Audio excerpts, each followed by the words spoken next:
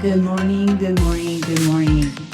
Thank you all so very much for being here. You have no idea how happy I am that our message has reached you and that you felt it worthy of your time this morning. I know it's a Friday morning and it's a beautiful day outside, so I thank you and welcome you to the first public presentation of the pretrial release and bail decision-making in Montgomery County, findings from observations of preliminary arraignments conducted by the VERA Institute of Justice in partnership with the Reuniting Family Bail Fund.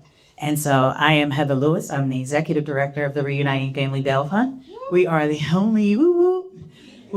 only organization in Montgomery County posting bail for folks that cannot afford their freedom at no cost. We also do participatory defense, which is a grassroots organizing model that supports families as they navigate the criminal legal system. So we go to court with them, we do court watching, we post bail, we strategize with weekly meetings to help families navigate the best outcome for their case and kind of encourage their defense to think outside the box, utilize some different tools and things that aren't necessarily traditional lawyering. We are now raising movement lawyers. So that is a new thing. And part of the reason for this study is that we want to normalize that activity. We want to normalize community in the courtroom. We want to normalize families being involved in their defense. We want to normalize utilizing the community in different capacities and alternatives to incarceration, right? We want to reduce the amount of time that people are incarcerated and find the actual solutions to some of the challenges that are causing them to engage in criminal activity in the first place, right? We're punished for poverty. And I imagine we're preaching to the choir because you all are here. It's not something that you don't know. It's not a secret. It's not hidden. It's very plain insight, and that's why we are here. That's why we do this work. And I think and I appreciate the fact that you all important to be here and learn about the study, the things that are going on in Montgomery County. A lot of the things are really, really good. And then there's obviously room for improvement. So we're all here to, uplift the things that are good, work on and brainstorm about the things that we can do better, and hopefully have better outcomes for our clients. And so ignore the agenda a little bit because we have some things that are moving around. Some folks are moving around. So we have some Steve here, which probably many of you know is a dear friend of mine and the reason why the bail fund exists. So he is not here today. He was partying last night. No, he went to a concert. They had to do some things. So but he will be sharing his thoughts. So there'll be some video. We'll set it out. His thoughts on the report. Here, Bradford Gray couldn't be here either. Another one, she's the reason why we do participatory defense. So they are like my all-star team. Anytime we're out talking and presenting this information, they're my go-to because they're the reason why we're here. They're the reason why this organization exists. Here's the one who caught Raj Diadev, who you will meet later on today via Zoom.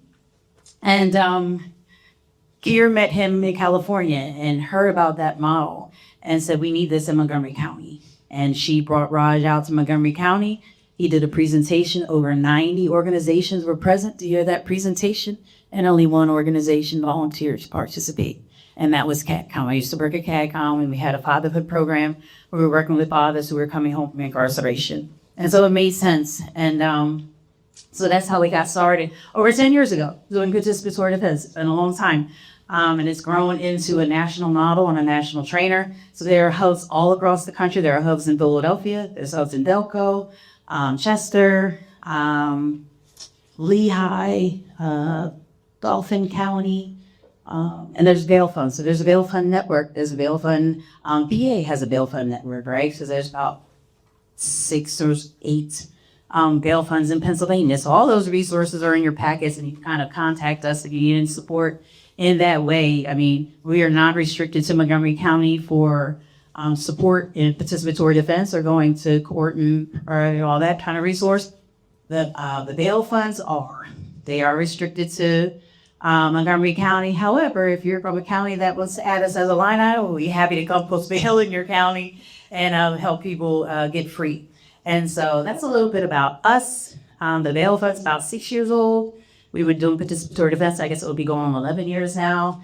And so I'm gonna bring a friend that I mean, I have so many people along this journey that, I mean, this work is hard, right? Everybody in here, I know you know this work is hard from whatever standpoint you're on. Even from the prosecution standpoint, it can't be easy for them to do what they do. You know, take, don't shrink. You know, it can't be easy, you know, even from that perspective. And so it's such a blessing when you have light spirits around you and doing this work, people that uplift you and encourage you and hold you up when you don't feel like you can keep doing this work, right? And so you know, participatory defense can be utilized at model when you're supporting other families that are going through similar experiences that you've gone through. It can be used in any arena, right? Education, healthcare, employment, housing, anything that there's, you know, this power dynamic, right? When we come together as community, we balance that power. And so I want to bring up dear friend, phenomenal woman, author, doctor, educator,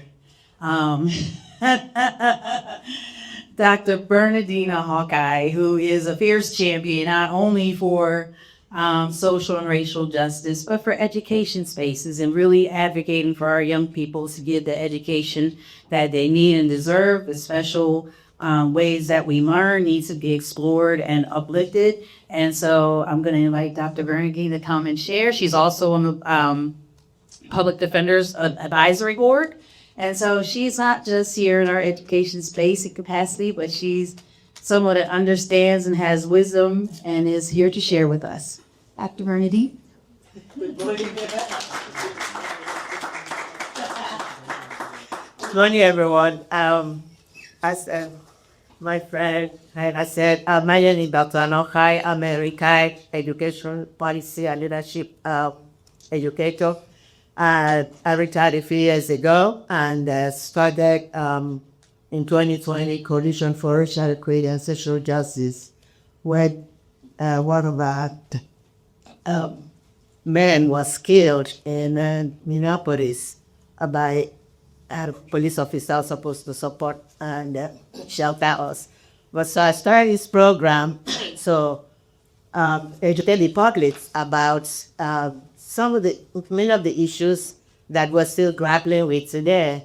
America has refused to recognize the harm that it's caused to mad people over several decades, and we're still experiencing this injustice and inequity in our communities, be it in education, in our court legal system, housing, everywhere you go. So I'm a longtime resident of Montgomery County, and I have 4 adult children and 6 grandchildren, and it's my mission. So in my lifetime, as long as I'm here and healthy, to make sure that this country recognizes what is done to our people. In fact, last Sunday, myself and one of 2 of my staff were in Philadelphia doing a protest in front of the President House sites in Independence Mall. I don't know if you are aware of it. Current administration from Washington, D.C. try to deny or wash out the painful history of slavery and racism in this country, ordering all the national institutions and sites to read anything that has to do with Black Americans and slavery.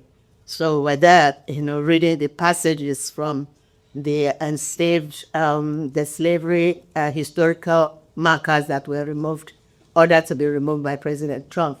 So I've known Heather doing this community advocacy and activism work in the community for several years, and I'm so impressed by what she has been able to accomplish in a very short time. 2 years ago, Peru Institute from the University of Pittsburgh did a similar studies and uncovered discrimination in our court system. And I'm happy we had the second study now, and that also has discovered, some good things and some not very good things that needs to be rectified. So we're hoping that through these two studies, we will be able to work with our commissioners and our legislators and also our judges to improve how they deal with black and brown um, uh, individuals that come before the judges. So I'm really happy that we're doing this, and Heather is, getting the community aware. We have to mobilize the community who are affected by these injustices to speak out to make sure that our county, Montgomery County is a very nice county. We've lived, my husband and I raised our 4 children here. We've been here for 40 years. We're retired, both retired, and we're not going nowhere.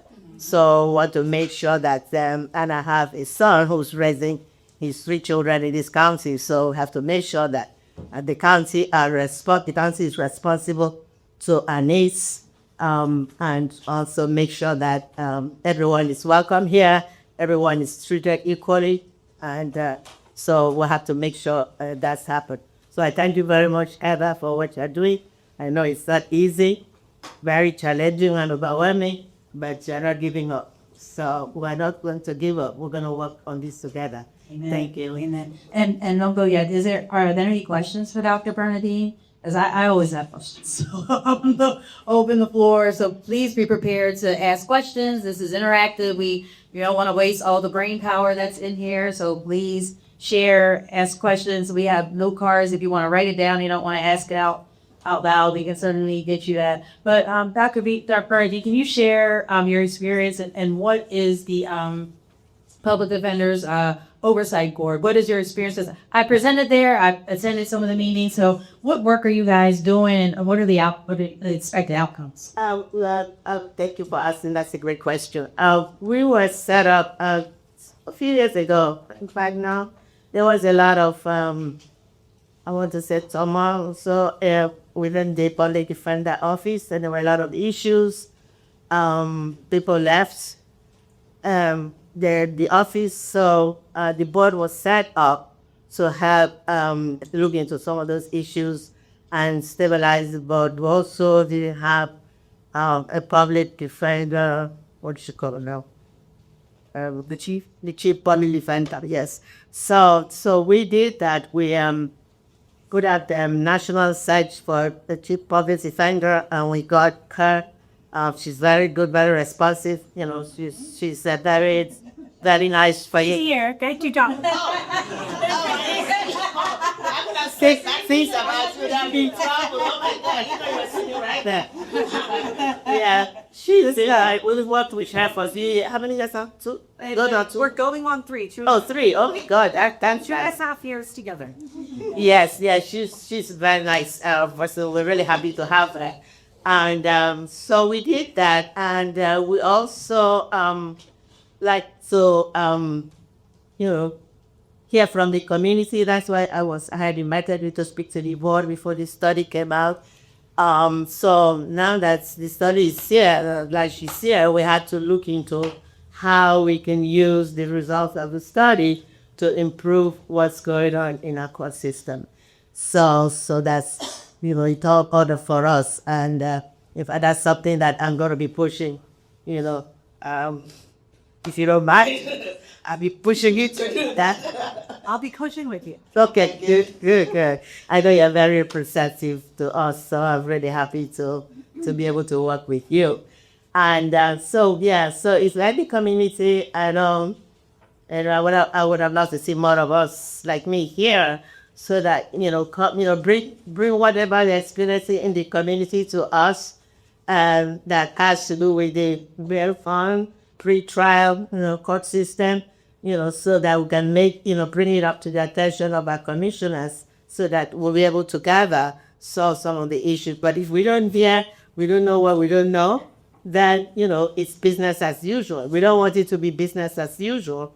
We want to be proactive in eliminating some of these challenges that our folks are experiencing in our, within our figure and our court systems. Okay. And lastly, anybody, if you want to look up my organization, is www.coalition numerical for justice, one word, coalition numerical for justice.com on the website, and you see some things we do. We also work in a school system providing social justice education, leadership education to students in a school system. The program has been funded by Montgomery County Grant Office and also this organization that we're using, the Building Healthspa Foundation. We just finished a cohort in Eisenhower Science and Technology Academy a few weeks ago.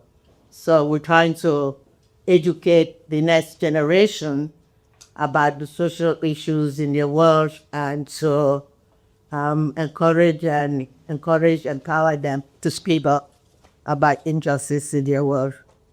Okay. Any other questions? Any other questions? I have questions because I recognize that some people don't want to ask questions, so I ask the questions that I think are interesting. But can you speak to, since you are in the school districts, like the school to prison pipeline? What does that look like? Since you're boots on the ground in the school, like, can you juvenile justice is a totally different animal than the public facing space. So can you talk a little bit more about the juvenile justice work? Well, so thanks for that question. That's something that I also have been very concerned about for years, the prison pipeline, because especially in some of our schools where it has to do, first of all, with the education that the kids are being given, the education system. Montgomery County is a very athletic county, but if you don't go into the schools, you probably may not be aware of this, but if you go from one school district to the next school district, it's like the difference is so huge, it's unbelievable. When I started working in one of our school districts, through this program I just mentioned to you, I was really amazed that the school, to see the level of even what is provided to the students in the school. For instance, North-South School District versus North-West School District or the Lower Narrow School District is unbelievable. In fact, one of the last school year, the program that we provide, at the end of the program, the students have to come up with a social justice action that they come up on their own. And one of the things they were complaining about was the school meals in this North School District. I'm digressing a little bit, but it's just something to the topic. And then I said to them, yeah, you can do something about it. She said, no, Dr. B, we can't do anything about it. Nobody's going to listen. So I asked them to write a letter. And so Amaya calculated their senator, Greg Scott, their house rep, their superintendent, and their principal, which they did. They worked with their teacher, social justice, social studies teacher, and they came up with a letter. And I invited these individuals to come on the last day of the program, and the letter was presented to them. This school year, they were completely, mostly they were more concerned about the breakfast, which snacks the school day. The school district has changed the menu for the breakfast to the student. So, that's an example. But in terms of the at the prison, in these schools, you go into these schools, you see North Town compared to North Bend or Lower Merion, there's policemen, parading the school, and the child will, commit the same offense as in the other white populated school district. And the child in mostly black populated school district is, arrested. For instance, I heard in one of the North School District, two brothers or three were playing on a Saturday. Apparently, one of the school buildings was open. They went into the building, fleeing around, and they were arrested. So these are some of the things that continue to happen in some of these school districts, and so that the children, not only are they turning them out as cultural illiterates that continue to be a nuisance to communities and society, but they also are, as I said, a few years ago we had an incident in Northland School District where a Muslim girl was being beaten up by two white schoolmates. And she was charged. When she fought back, she was charged. They took off her hijab, which is a no-no for the Muslim culture. So those are some of the things that we need to look into. And I hear a lot of, I don't have any personal experience with the police system, but I hear a lot about our police and the leadership in Montgomery County Police System. So some of those things need to be looked into, and so that they're more responsive to the needs of the Black and Brown community, rather than always making sure that these children have the record that destroys them for the rest of their life. I know one of my friends, Eddie Graham, is is working on this juvenile thing a lot, and he's on a board of public defender's office too, because there's rush to criminalize brown and Black children and damage them for life. That still exists, whether I want to, acknowledge it or not. It's still a fact. And that's within our school system too, that really needs to be looked into. Okay. Thank you so much. I guess there's a delay when I turn too fast. Any other questions? Oh, yes. This is more of like a psychological hope question. In your years of experiencing change, do you ever see an evolution or transformation of somebody that's part of the problem? Or is it always the problem changes or it gets better when somebody who thinks better replaces that person? Do you ever see somebody grow and change? Absolutely. There's room for growth. There's depending on the circumstances.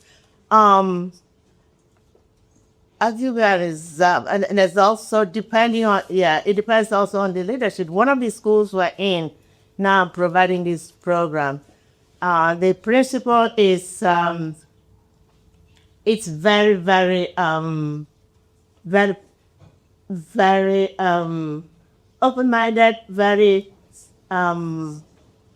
acceptive of differences and all that. And when you go into the school, you see that. You see that in the teachers. You see how they behave, how they interact with the students. But there's also other schools, for instance, when we first moved to Pennsylvania many months ago, we lived in Colma. My kids went to, my first two children went to A.M. Cobb School District. And 3 years ago, I was in a meeting at the YMCA about, the bad word now, DEI meeting. And a parent, a African American parent, was narrating his experiences in the school, in the elementary school my kids went to, similar to the experiences we had, my husband and I, in the same school district. So I think it depends on the leadership.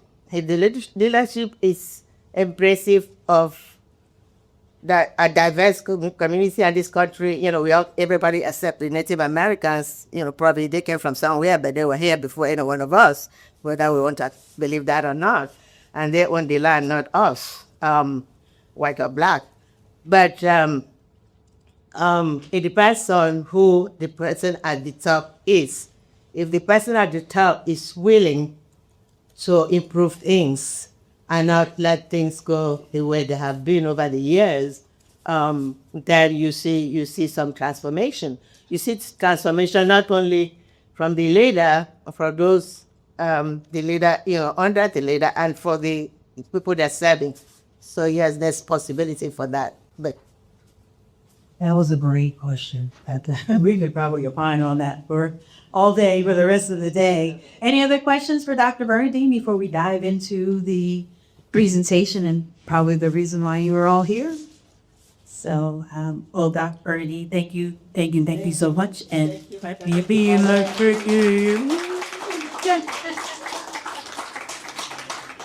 love you. Okay. So yes, so next we are going to bring up the VERA team. I'm not sure who is, if you want me to navigate you definitely don't want me to navigate the computer. So I invite the VERA team up. We got Angie Carpio, raise your hand. And we got Jen that's coming up and Shahad that are going to be, because if you guys want to stand, you can sit however you want to do it. And let me explain the items that you have while you guys are getting situated in your packet. So you have the book, which is the formal report that the VERA team did, which they're going to go through the presentation. But also in your folders are materials from our organization. So you'll see our impact report. That is actually for the entirety of our existence. It's not just 2025. It is the 5 years leading up to, to present that we documented that information. You'll see that there some of the data trends between the VERA's findings and our findings from, even though we use a different lens in which we were doing court watching and observing and collecting data. So you'll see some correlations there. So that information that's in our impact report is Montgomery County specific. And so you'll be able to see how the numbers trend with Montgomery County versus state and some of the information that VERA has gleaned from that. So I will turn it over to Angie. You can take that one and I'll get this one to you. No? Okay. Hi, everyone. Good morning. Thank you for being here. We are very happy to be here. My name is Angie Pevio, and I'm a senior program associate at the VERA Institute. I'm joined today by my colleagues and our partners, the Reunited Family Bail Fund. The VERA Institute of Justice is a national, nonpartisan, nonprofit research organization, and our team does the Beyond Jails initiative. We work across the country to reduce local county jail incarceration. Back in 2023, we issued an RFP to find community-based orgs or government agencies interested in moving pretrial reform forward in their county. And it is through that process we partnered with the Reuniting Families Bail Fund and identified some gaps in knowledge about the current practices in the county. Generally, we're just working in Monco because we're interested in learning more about how pretrial justice works in Pennsylvania. So to better understand pretrial practices in Montgomery County, we set up the team of court watchers who observed preliminary arraignments and bail review hearings, mostly virtual, for several months in early 2025. Over the next 20 minutes, we want to share what we learned from this work and what it tells us about the day-to-day reality of pretrial justice in county. So for our agenda, we'll move through 5 sections. But there are 5 sections. Background on why pretrial decisions matter and why this county in particular. How we collected the data. 5 key findings from the hearings we observed. What we see as real strengths in the system alongside concrete opportunities. And then an open discussion with questions on the screen. And we will start with some background on how this project began and why we ended up using court observation as a method.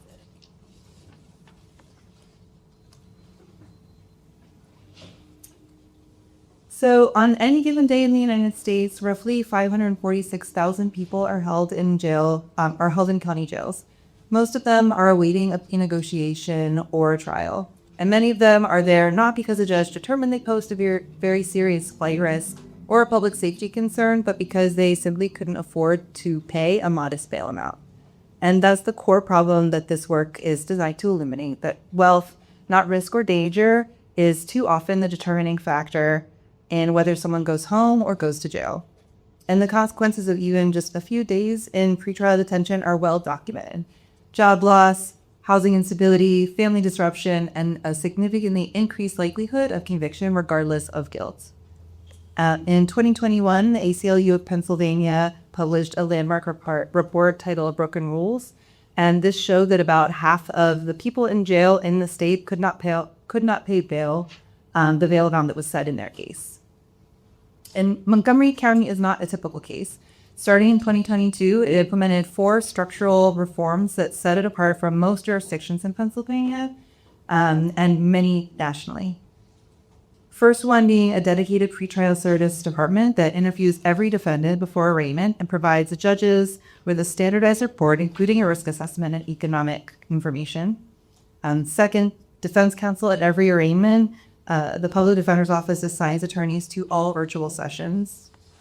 Third, automatic next day bail review for every person detained on money bail, not just for those whose lawyers request one.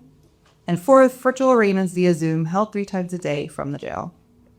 This project does not directly evaluate the outcomes of those reforms specifically, and other contextual factors such as changes related to the pandemic are also salient, but it is still worth noting a real change over that period of time.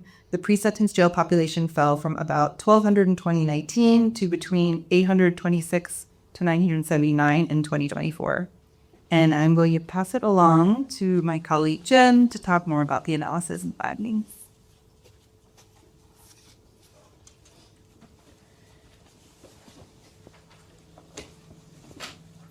Great, thank you, everyone. So we're going to dig into the data here. First, I want to clarify that this study is focusing just on the stage of the preliminary arraignment only for adults. So we do not have any juvenile defendants or cases or people under 18 in the study. And we observed preliminary arraignments from the beginning of December 2024 until the end of March 2025. And with the team, some of whom are in the room, we attended as many sessions as we could, including the 3 times per day online arraignments held from the correctional facility, as well as the once a day online bail review hearings. And we also attended some in-person sessions as well. So altogether, we collected a sample of close to 1,000 hearings, including the bulk of the sample, which is going to be the focus of the discussion today, is 789 preliminary arraignments that were held from the facility, 108 bail review hearings, and the in-person arraignments. We had about 25. It was a little harder to kind of pull those out from regular court proceedings, so I can speak to those a little bit, but it's not the bulk. And the virtual arraignments represent approximately half of the total virtual arraignments that were held during that 4-month span, according to county data. The bail review sample is a little bit smaller, representing about 27% of those hearings held during the same time frame. And we used a structured data collection tool focusing on the variables listed here among a few others. So first, we want to highlight some of the characteristics of the arraignments that we attended. So as Angie previously mentioned, there's constant presence of public defenders. And as it turns out, the vast majority of people, 96% of defendants, did use the public defender at this arraignment, and 4% used a private attorney. The demographics of the defendants included approximately 3/4 men. About half of the defendants we observed were Black, about 1/3 white, about 8% Latino. This was based on our best guess from textual information in the hearing. And about 5% used an interpreter, mostly for Spanish. And I just want to underscore, as is the case across the United States, due to some of the systemic factors that Dr. Bernadine highlighted, this demographic picture does not reflect the general demographics of the residents of Montgomery County. And then the median time for the preliminary arraignments was 5 minutes, and 90% of them were under 10 minutes, and it ranged from very short, 1 minute, up to about half an hour. So we also documented as best we could the charges in the cases. In some cases, as you can see from the second bar being unknown, it wasn't clear because we're of course only documenting what we're able to hear out loud in the session, and we cross-referenced it with dockets where that was possible, but that wasn't always possible. And so the cases were approximately half felony charges and about 40% misdemeanor charges, and also overall, it was about 80% new criminal charges and about 9% warrants. And you can see on the chart on the right that the most common charge by far was things related to theft or receiving stolen property. Not in all cases, but often this is a behavior that's associated with people living in poverty and trying to find their economic survival. And then we see other charges related to simple assault, drug-related charges, etc., and underscoring that the most serious violent charges were a very tiny proportion of the cases overall. And then in the inverse ignoramus, again, which was a much smaller sample, but these are typically more minor charges, so mostly misdemeanors, first-time DUI charges, and theft charges. So we're going to turn now to kind of one of the key outcomes that we are looking at, which is the decisions that ultimately came out of these hearings from the magisterial district judges, which you'll hear us refer to as MDJs. I just want to define some terms here. When we are talking about secured bail, that is sometimes called cash bail or straight bail. That's when people have to pay the full amount to be released. When we talk about partially secured bail, that is when the judge says that they have to pay 10%. Which is actually pretty rare here. And we are aware that many people do use private bail bonds companies with which they do actually only pay 10%, which is non-refundable. That's not what we mean here by partially secured, because that's outside of the court system. And then unsecured bail means that they don't have to pay any money up front, but if they do not comply with the conditions of release, they do have to put that money forward. Release on recognizance means that they are released without those conditions, and there is a bail denial in a small number of cases. So as we see here, the majority of cases, over half, had an unsecured bail decision, followed by about a little over a third with a secured bail decision. I want to highlight here one unusual feature, or unique feature, I think, of Montgomery County is that it uses a $77 amount of bail to flag cases in which there's a probation detainer affecting the defendant's case. As a researcher who has struggled over the years to connect probation agency data to court data, this is very helpful. However, so we are able to pull this out. This was about 11% of the hearings overall. So I want to flag that in some cases, the secured bail decision was only $77, meaning that it was just related to the detainer, not to any other aspect of the case. So when we pull out those cases, the secured bail decision proportion drops to 29%.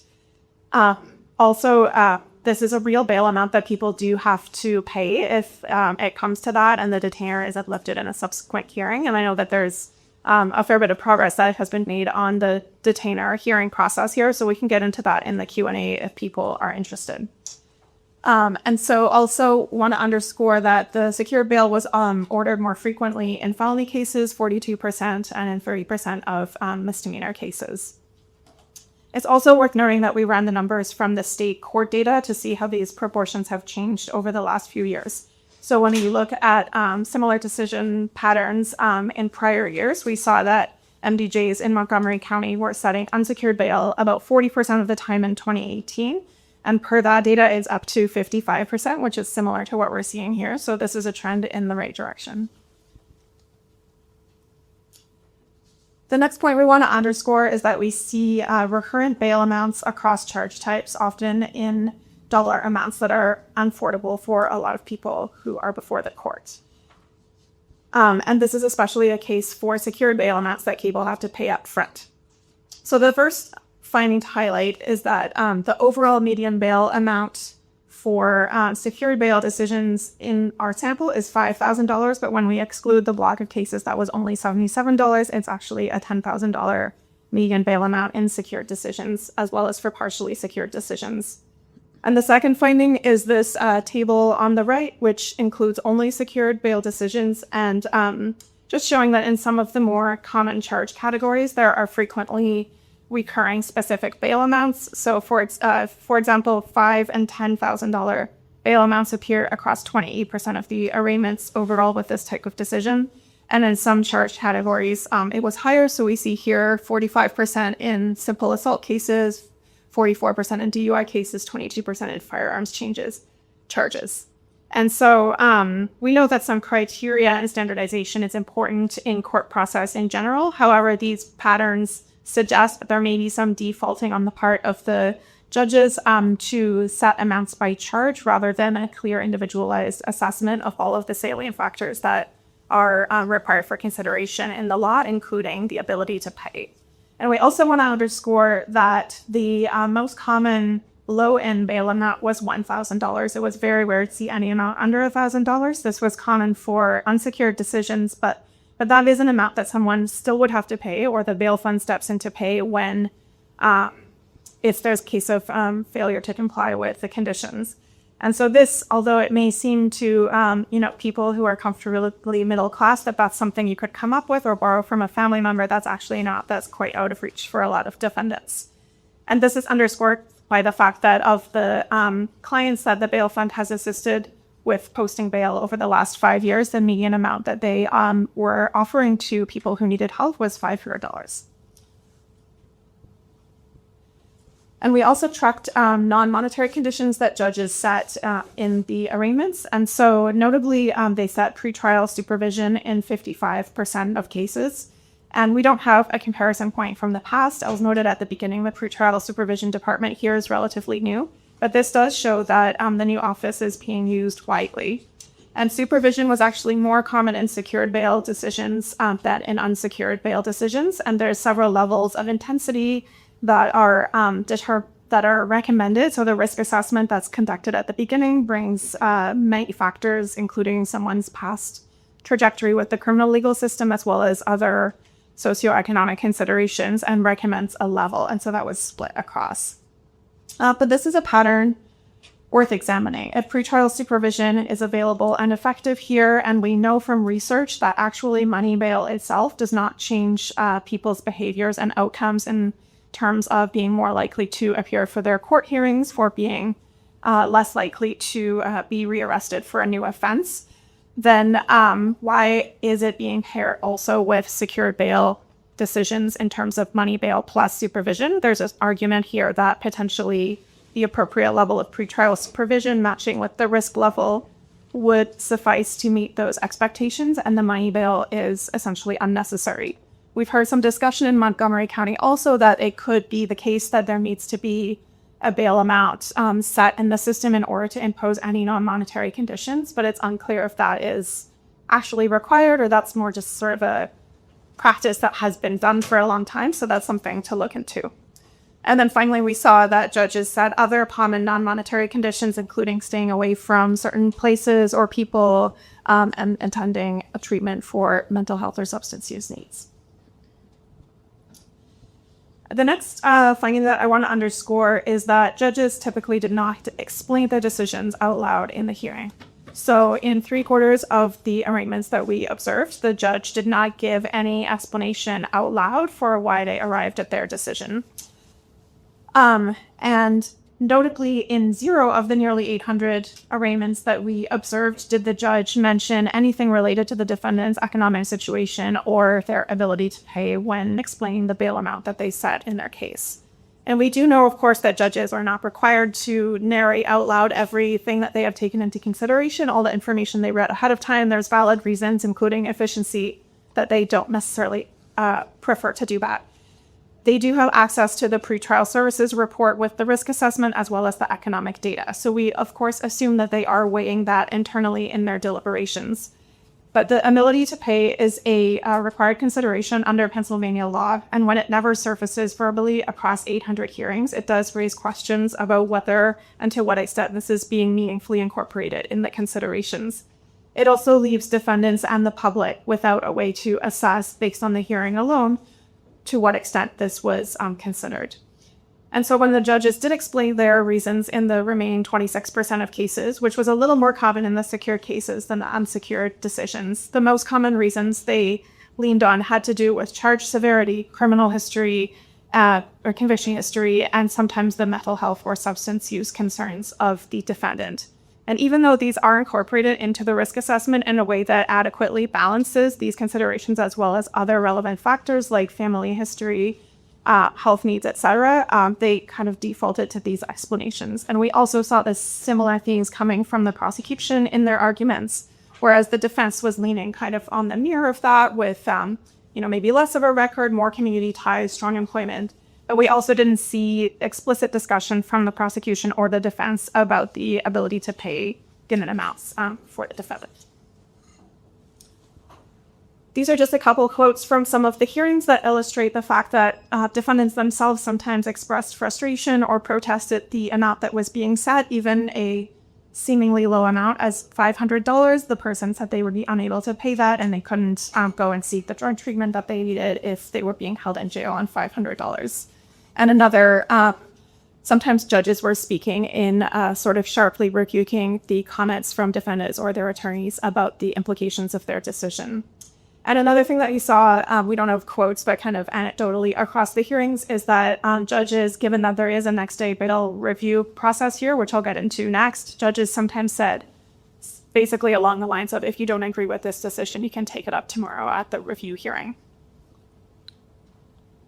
So moving to the bail review process, as a reminder, Montgomery County has made a change in the right direction, holding bail review hearings every weekday for any defendant who remains in detention due to night bail or electronic monitoring. And the findings here are based on a smaller sample of 108 hearings, so that's a bit of a caveat that our sample isn't as strong here.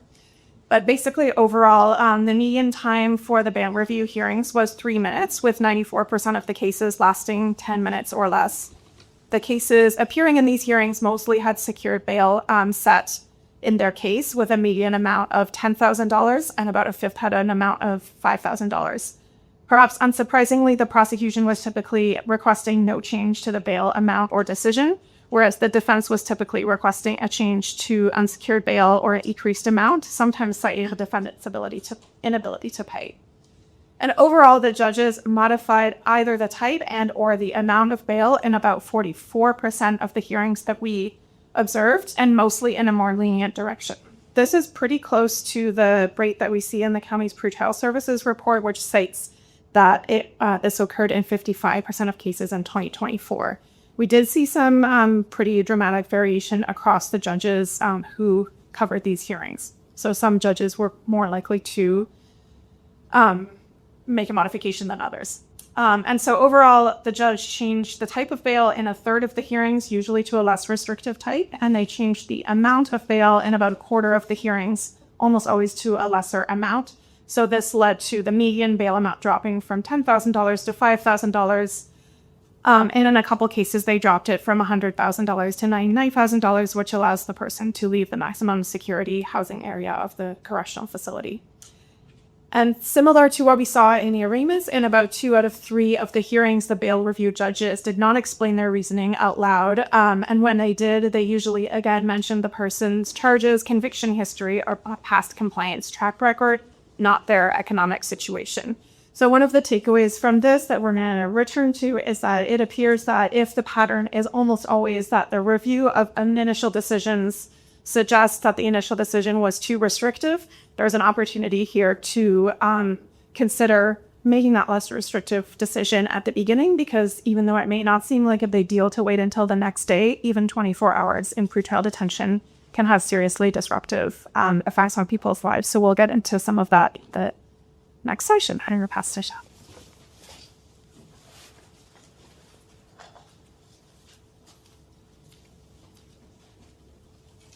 Thank you, Jen. So now we're going to put findings into context. We'll talk about what Kali is doing well, and then we will go into 4 specific areas of continued improvement. So as Heather said at the opening, and as my colleagues mentioned during the presentation, there are already some strong practices in place here in Montgomery County. So WANCO has built a pretrial infrastructure that most of Pennsylvania's 67 counties simply don't have. So the strengths of this system include universal public defense at all arraignments that are held online from the local jail, which is rare in Pennsylvania outside of the major cities. As Jen has shared, 96% of defendants in our sample used the public defender present. There is a system of standardized collection of key information about defendants, including a risk assessment as well as an economic interview available to every judge ahead of most arraignments. And automatic bail review is in place and has clearly moved people towards release. So there's real measurable progress on reducing both bail amounts and reliance on secured bail over the last several years. All of these practices are footnotes. They are the results of significant institutional investment as well as leadership. the efforts of the people in this room. And Montgomery County is a model of what this kind of pretrial infrastructure can look like. Given that, we also want to highlight some opportunities for continued improvement. So this is based off of what we found in this project, but also what we've seen work from, broader research as well as other real life examples.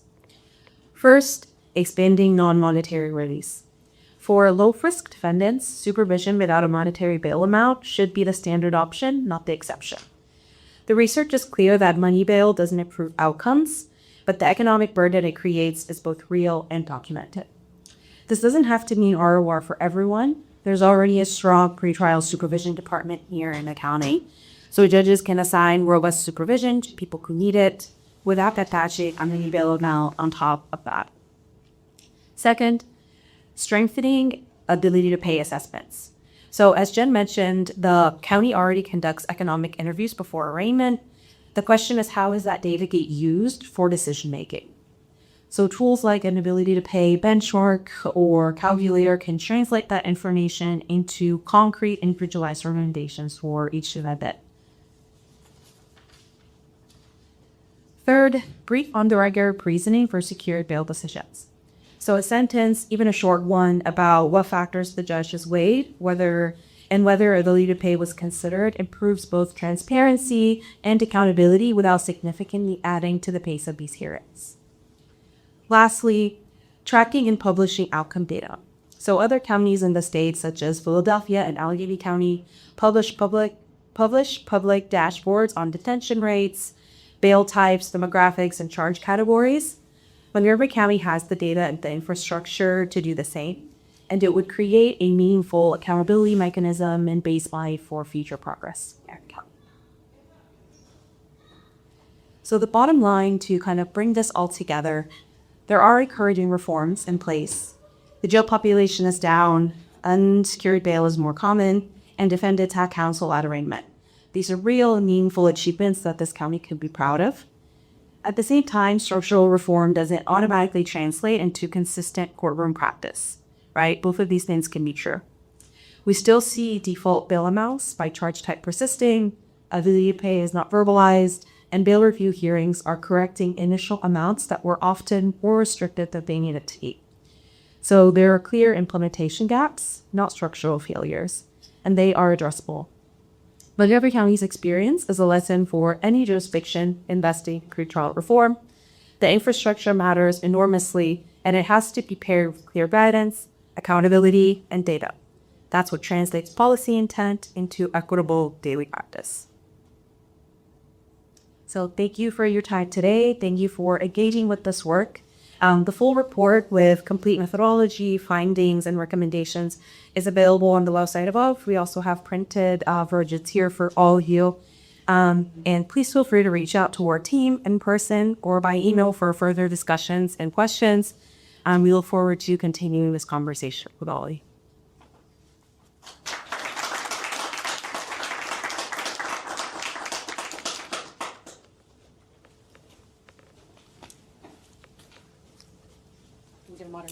Yes. Moderate questions. Okay, go. Thank you. Any questions for the team? We are going to have a panel, but any questions about the report or anything that they shared, anything that sounds strange? Is it trending? Does it make sense? Are you surprised at any of the findings or just amazed at how fabulous we are? So, okay.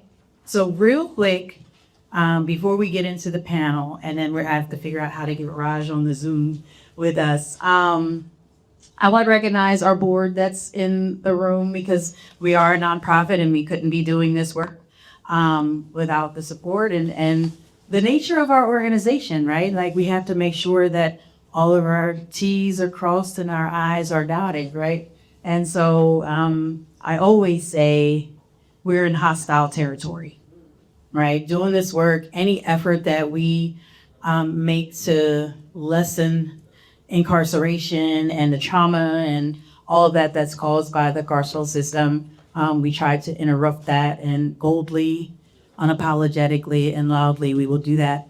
So which makes us not very likable in this space or in the county. And so I was half listening because I've heard this before, but I'm not sure if the VERA team mentioned it, but all of the stakeholders were invited to participate in this study. This study was not done in secret. It was not done in a vacuum. It was very public.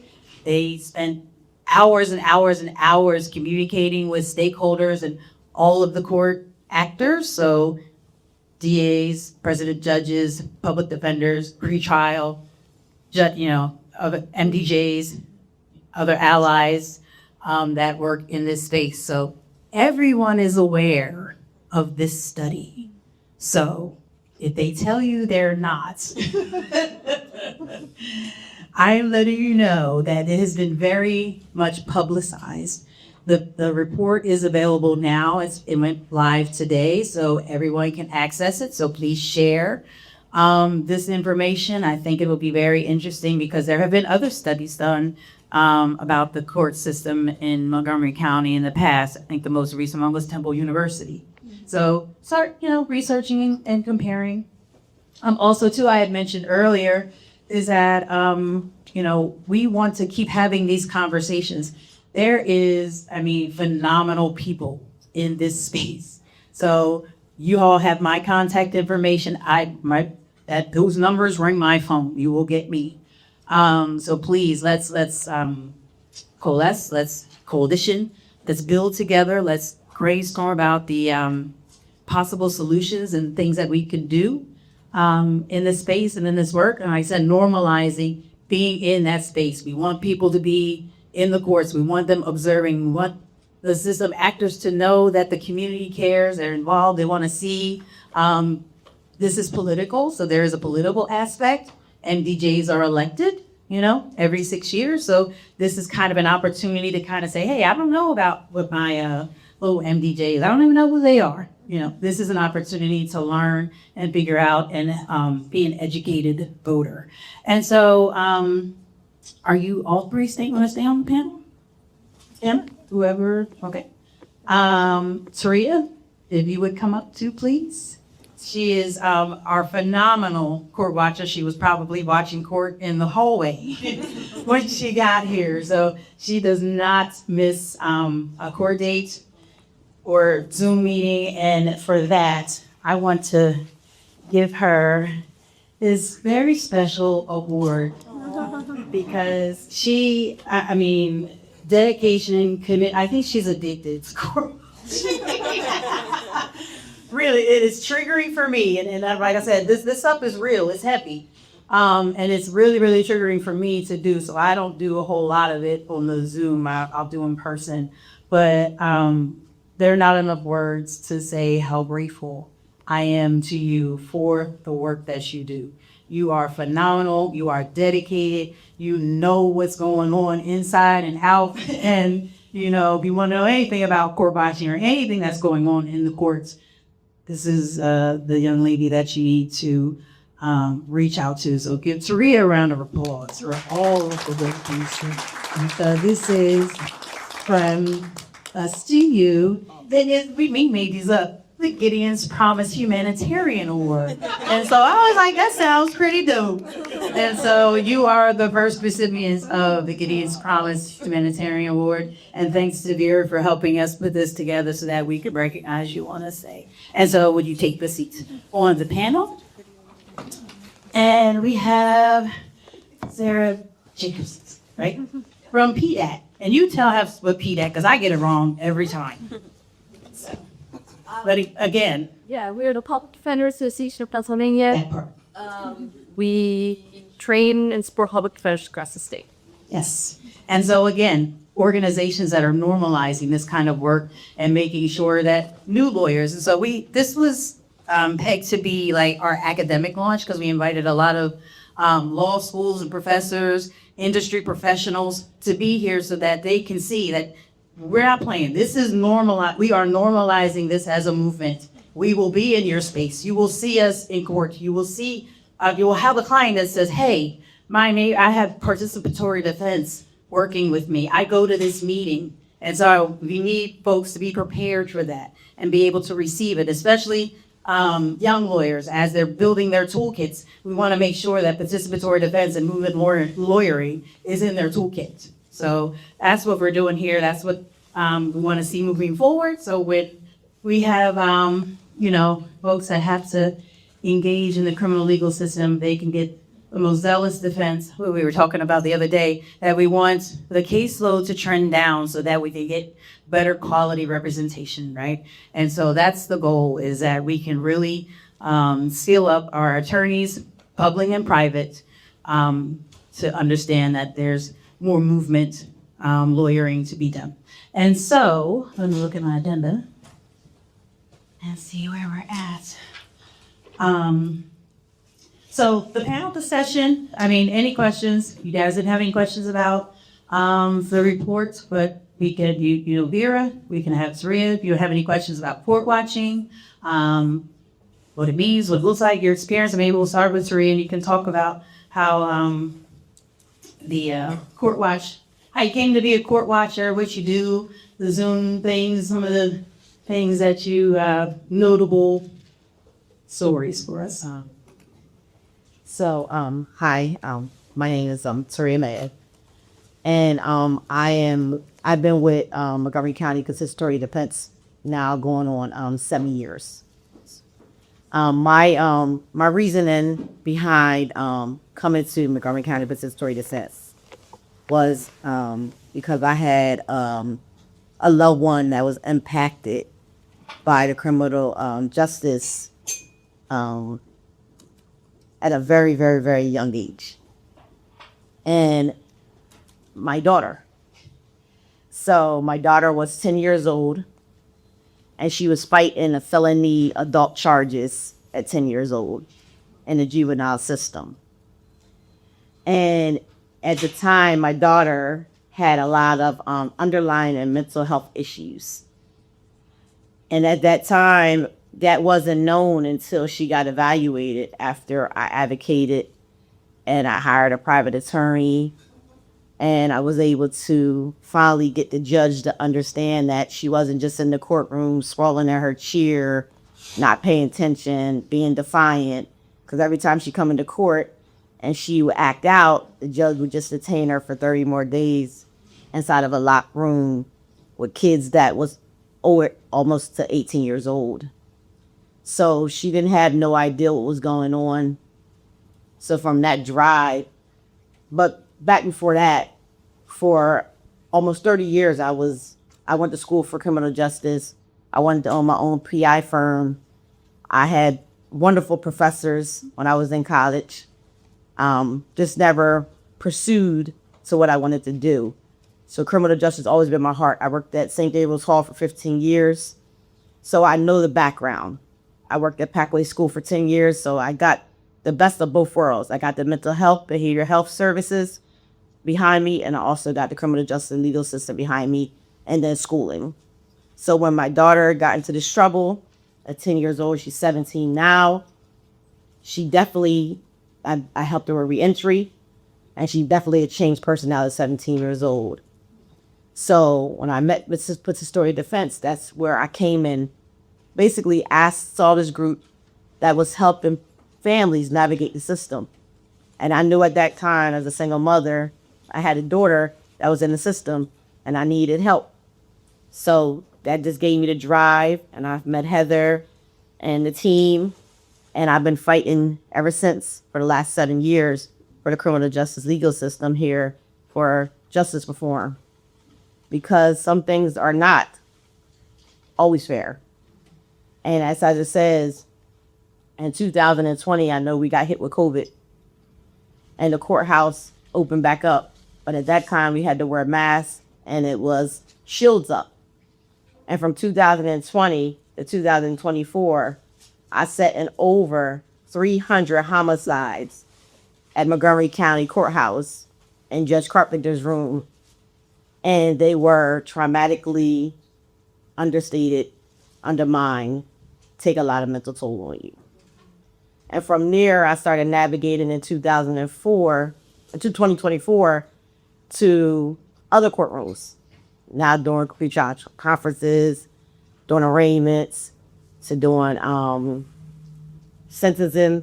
And I wanted to just fill every courtroom out, every judge out, and see how different judges really came about.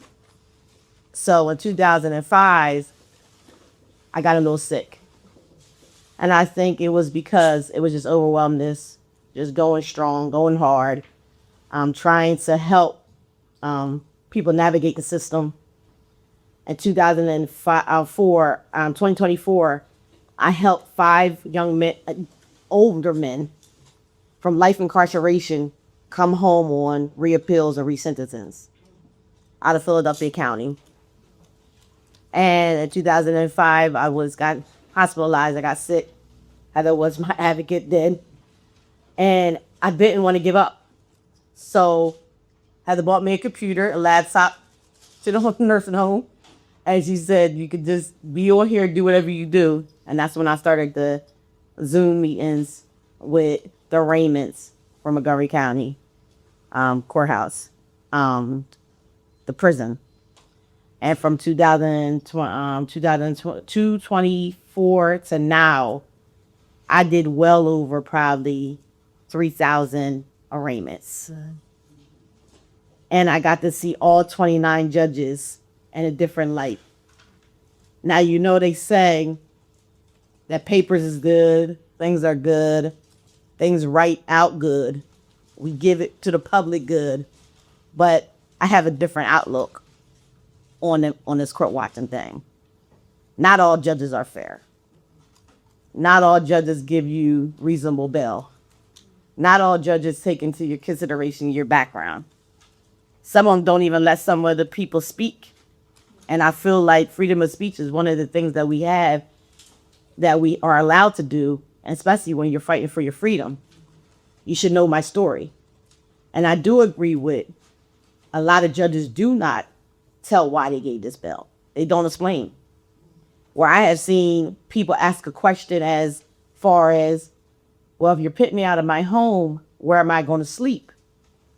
And a judge turned around and upped their bail just from that question. So a lot of it sometimes is personal.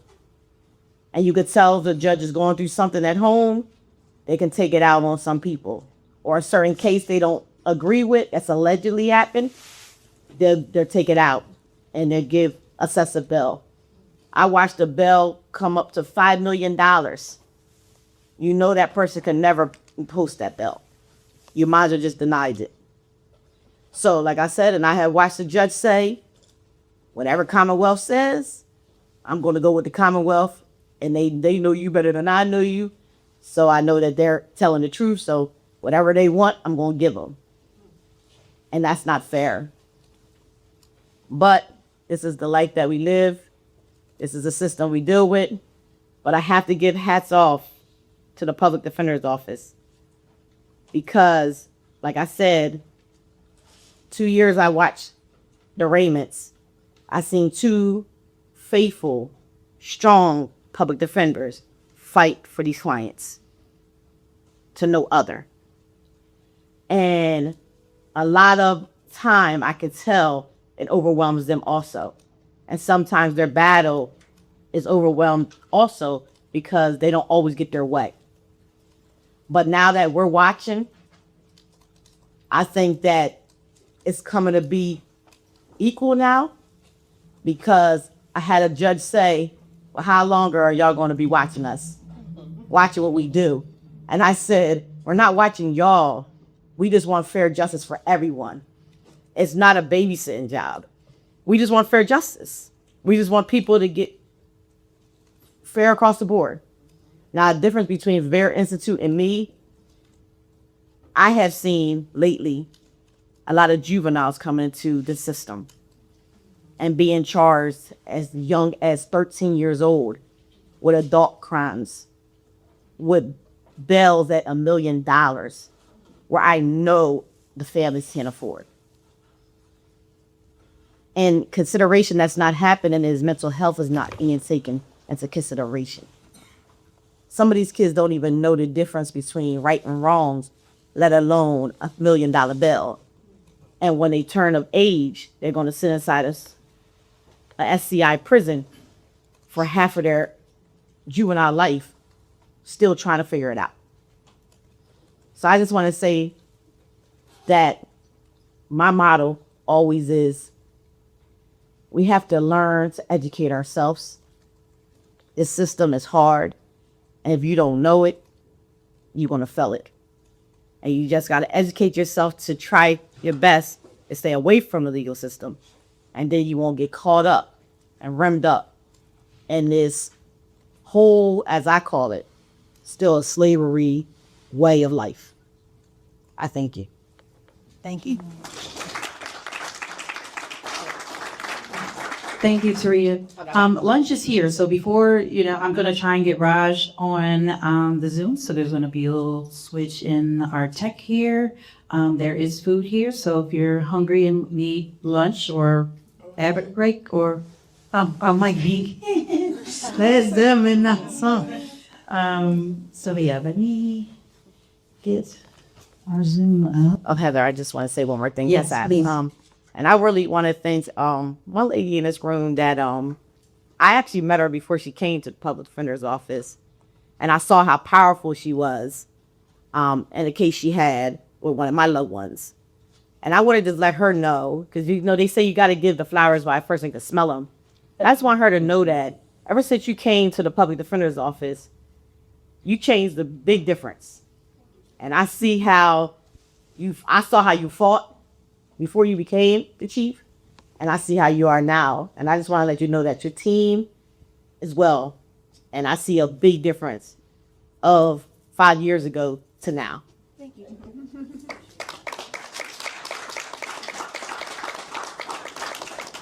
All right, you guys gonna have to forgive me because I'm like now freaking out because I'm looking at him. I'm not sure where I'm supposed to be. All right, cool. I'm gonna let you look at the audience real quick so you see that we do have people here. Ole.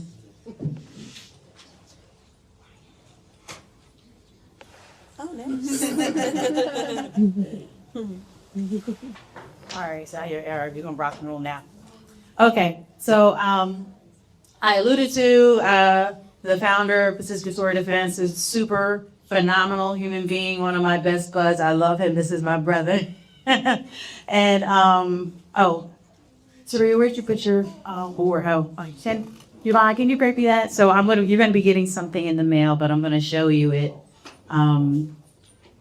So you can see. But this Raj, tell everybody who you are, what you do, and he actually got to report. He has been to Monco, he's been to Philly, he's been to a lot of the places, and knows what's kind of going on in our community from California. So you want to tell us about participatory defense, how we got here, and your thoughts on the report. Sure. Thanks, Everett. It's always real special for me to be with Everett and my family movement. And you all, Montgomery County, he has actually a really special history in participatory sense. One of his original starting points outside of just San Jose is Montgomery County, which has quickly evolved to a national model of family community organizing to free people from incarceration, from pretrial detention, from unjust prosecution, from post-conviction relief as well. So I'm calling it from San Jose, California. So the organization where I'm actually sitting in is called Silicon Valley Debug. And we are a community organizing touchstone in our community that is supporting families whose loved ones are facing charges or are currently incarcerated, on how those families, how our collective community could impact the outcome of the case, bring the loved one home, and keep our community reunited. And we've been doing this model for, I don't know, maybe 15 years here, really out of necessity. And I think maybe is underscored by the report, which is there is an urgent call to free people from these jails and these prisons, because the consequences oftentimes are irreversible. And as a result, the most critical time for a family to get involved is early on, to try to seek liberation and freedom and stop that train of incarceration. So we are doing this here through an organizing model we call participatory defense, where families come together on a weekly basis and they collectively strategize on tactical ways they could impact the outcome of the case by partnering with the public defender, by filling the courtroom, and by impressing upon the court actors the enormity of the decision about their freedom and why it's in the community's best interest for them to be home. So what we found, though, was that this dynamic of community organizing was sort of unrealized in the rest of the parts of the country as well. And so one of the first places and partners that we built with was Heather in Montgomery County. And now the amazing work that United Family Bail Fund is doing. We went out there years ago and found that what was happening in the courts in the jails in Montgomery County was very much similar to what we saw in California. We saw a racial disproportionality of who was harmed by the system. We saw a lack of respect and dignity offered by system actors in terms of respecting people's due process rights. And we saw then as well a strong community that was ready and willing like that to change that system in order to protect their people. And so we've been in Montgomery County, United Family Bail Fund started a participatory defense hub, one of the longest standing participatory defense hubs in the country. And that was working off the same organizing magic that we did in San Jose. People coming together that are either facing charges or their loved ones are facing charges, maybe their loved ones detained, of the thousands of people that were documented in initial court who are legally innocent but also still incarcerated, how they could collectively push back and change the outcome of the case and free their loved one. And so that's a practice that has taken root in where I'm at in San Jose, in Montgomery County, Pennsylvania, in Philadelphia. And now there's 50 participatory defense hubs across the country. And so I didn't want to, Heather, it's okay, I did want to kind of jump over to the report, having read it, just because of the work that participatory defense does, because of the work that the bail fund does, and how that really necessitates the presence in these courtrooms in real time. It allows for a conversation that I think is so needed everywhere, but just hasn't happened. And I think that was exposed in the report. So is that okay if I kind of just give some quick thoughts? Absolutely. First off, I think the way you all did this report, I think could be modeled nationally, because what it did is it lifted the veil of a court system that most people just make assumptions about of how it's operating, and don't really have a sense as to what's happening, in that nice building. And I remember going to Montgomery Court, and it looks like a situation where people's due process rights are going to be respected, where the issue of justice is going to be decided, and people who should not be suffering extra punishment would be released. But what we saw from the numbers, what we know from the report, was clearly not happening. But what I wanted to say from the report is the focus on the first court hearing, the early court hearings, is kind of everything. Because when we talk about the carceral system, when we talk about the criminal legal system, really it's about how interventions could happen early to mitigate, stop, or prevent the harm. And so what that means is that first court date is really the most critical decision of the entire journey.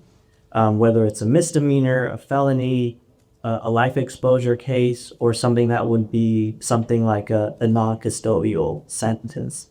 Because everything gets set, the trajectory gets set just in that first court date. And the reason why that's important, I just want to put three things on the table about what's behind those numbers of pretrial detention. The first most immediate harm is people's safety and well-being and health and life that is compromised and jeopardized when they step inside a jail. And I know that's the same out in your county as it is out in ours. People literally lose their life in jail. people who have mental health issues, which accounts for a larger part of the jail population that is getting criminalized rather than receiving help responses. Those problems exacerbate while incarcerated. And there is a chance that people are either not going to come out of that jail or they're going to come out much worse off just in their being and their personhood. The second thing is the impact of pretrial detention on someone's life outside. That even if things go even in a better direction, the way some of these things like the bail review and stuff have done for people, it completely destabilizes people's life that may have already been hanging on a thread to begin with. People lose their jobs from being detained for a couple days. They lose their housing. People that are taking care of their elders or their kids, that also gets jeopardized. So there are real life consequences even from just the days before you even potentially see a trial, much less get convicted. And the third part is really around this question of things like conviction, which is the plea rate and the coercion that happens to people to take a plea and take a guilty claim because of the leveraging power that pretrial detention has on somebody. So I don't know what the plea rate is in Montgomery County. I'm assuming it's high, just like it is everywhere. 98%. 98%, that says almost everything. And that has so much to do with the mechanics of who's being held in the jail early on. All that to say is if things could be impacted early, that place of arriving at what the court said called pretrial justice becomes much more realistic. And the thing that like the report showed, as well as the interventions that were put in place as a result in order to move towards pretrial justice is, despite that being such a critical stage, that first court hearing, really the decision point that will decide the rest of someone's experience in the criminal legal system, it is really not a considered decision point. When the average arraignment or first court hearing is 5 minutes, when there isn't an inquiry about someone's ability to pay, if there isn't an inquiry about the consequences of detention, then the most important decision is the least considered. And that's how you get a 98% plea rate. And you continue the systemic racism that was happening. I think also too, it points to why the new reforms that the report chronicles are critical. Because essentially what I saw it trying to do is to slow down that assembly line, essentially, and take a beat, see if there could be more information, and see if there could be a more considered, layered, nuanced decision-making point about something so important as someone's freedom and liberty. And so, that's why there's having public defenders at arraignment is such a significant thing. Having a pretrial office, so there's other options the judge has besides the binary of money, bail, or detention. And then thirdly, having a sort of extra layer of the bail review if it turns out that it's needed. And I think what that shows, though, is that, like, if you look at the numbers on the bail review, that shows that when given the space and time, that there will be a significant reduction on the reliance on money bail and the amount of bail if they actually are given the arena and the venue to have that conversation. So the piece that I think it leads towards, and if you look at those intervention points or those reforms, all of those are contingent upon the discretion of a judge. It's all essentially trying to front load to the court. Here's new points of information. Here's other people you could hear from. Here's some other things you have to consider. And all that's based on what the judges do in reaction to it. And that's why the report as a political tool is important, because a court essentially has to change its culture, even if there's new mechanisms like a pretrial justice office and public defenders there. Everything is contingent upon a judge's inclination or the culture of the court. And so exposing how much judges unjustly rely on money bail is important, and making that a public conversation that goes outside of the court walls. Letting people know that the median bail amount is $500, as if someone paying $500 has any correlation to public safety or the likelihood of bill return. And as the report documented statistically, has no impact, people paying money bail, on whether they're returning to court or the reoffense rate. So I think it exposed that the system has a history that even if it has new tools in its tool belt, the question is, how are you going to get the court to use it? And I think that's going to be from being in court, holding judges accountable, and then demanding that they abide by the general principle that liberty has to be the starting point, and detention and money bail has to be the exception.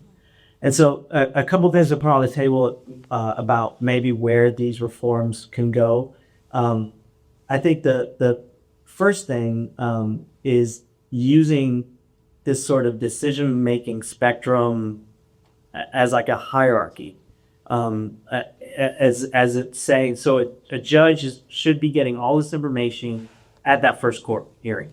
Public defender should be given time to talk to the person they represent in advance to know who they are, and what's at stake about their detention, or even have information about the case to say, look, this thing shouldn't even get in court right now. They should be able to challenge that at the first court date, because prosecutors are front-loaded with a bunch of information already. So we should at least allow the defense counsel to be caught up so it's an even playing field and they're both starting at the starting line.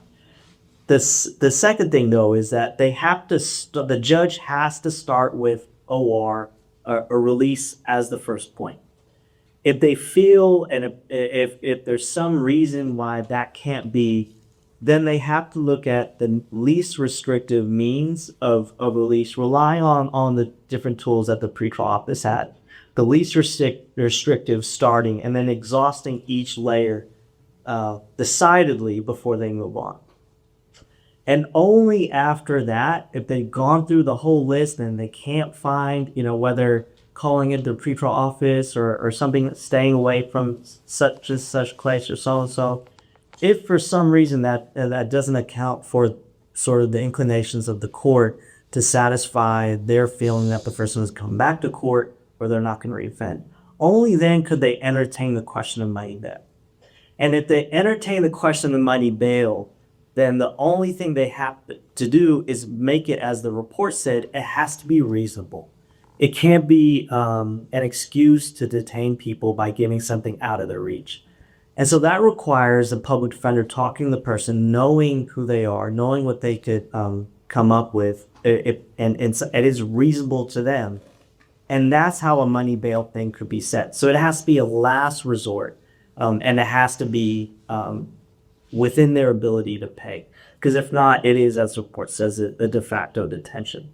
And then the third thing I'd say is to name names of the judges. If there could be some public accounting as to what judges are doing. Are they abiding by the laws that Pennsylvania has put in place and by the direction of the county? And if they're not, that be explicit and public. And that's a discussion that should be happening, as you all are obviously doing and the report's doing, not in an exclusive way. It has to be a big public conversation, because the question of incarceration and liberty in pretrial justice is a fundamental, urgent, collective conversation. So that was just sort of my review, and I'm so impressed by the work. And we want to replicate what y'all doing out here. And okay, that's maybe the next conversation we should have. Thank you. You guys are awesome in here. you and I apologize, Christine. I forgot you're supposed to be on the panel as well. So if you wouldn't mind, we could bring up another chair, or we've got plenty of chairs. But there is a question, and it was asked earlier, and it was really interesting. And it was asked, and you've been in the trenches a really, really long time. And then please think of any questions for our panel. And so Sarah and Christine will get your feedback on the report as you see it as the JSC organization. But Raj, and I know you have a story, but you probably have more stories. The question was asked, do you see people's ability to change, right? Especially in this space, because it's really, really like rooted in a lot of systems and biases and things like that. So the question was asked, like, have you seen someone's perspective change? One, I guess, because of participatory defense and the engagement that you all had with the system. What systems changes in people and our systems have you seen over the course of your time doing this work? And people changing meaning someone that's facing the court. I think system actors, like, because, they have so because I know you've had some, defense attorneys don't necessarily like us either. You know what I mean? So it's like on either side, defense or prosecution, those system actors that have kind of grown to see that this way is a better way. Yeah, absolutely. We have two system actors that come to mind in particular. So one is defense attorneys and public defenders, as you know very well, Heather, as well. The notion that community, that family has a role in the court system is not common, and it's also not common even with defense attorneys who are advocating for their clients in court. And so oftentimes there's almost a centering of the lawyer or this feeling that they're the only agent of change. And what we're saying, participatory defense is sort of provocative in that framework, which is saying people facing charges, their families and their communities are actually agents of change as well, and could impact the outcome of a case. And so there's resistance sometimes by some public defenders or defense attorneys.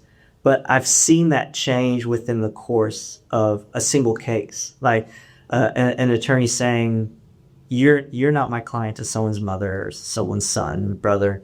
"You're not my client. I don't have to talk to you." And this assumption that there's nothing that the family and community can bring to the table.